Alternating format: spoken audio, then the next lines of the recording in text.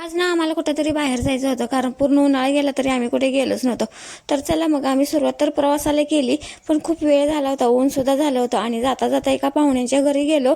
तिथं छान असं जेवण करून घेतलं आणि त्यांनी आमची ओटीसुद्धा भरली आणि नंतर आम्ही पुढे जायला निघालो आणि जिथं जायचं होतं आम्ही तिथं पोहोचलोच. आम्हाला जायचं होतं कण्हेरी मठ पाहायला. बरेच दिवसापासून चाललं होतं कण्हेरी मठ पाहायला जाऊया, पण होत नव्हतं. अखेर तिथं पोहोचलो आणि तिथली सुरुवात ना कण्हेरी मठाची छान अशा गार्डनने झाली. नंतर आम्ही सुरुवातीला म्युझियम पाहायला गेलो.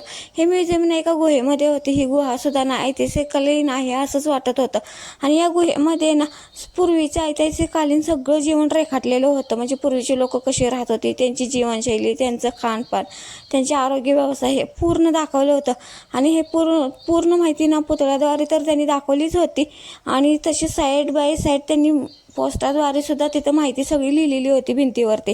आणि ठिकठिकाणी भिंतीवरती सुद्धा ना नक्षीकाम कोरीव असं केलेलं होतं. हे पाहून खूप छान वाटलं आणि याचा पुढील व्हिडिओ ना पुढच्या भागात येणार आहे.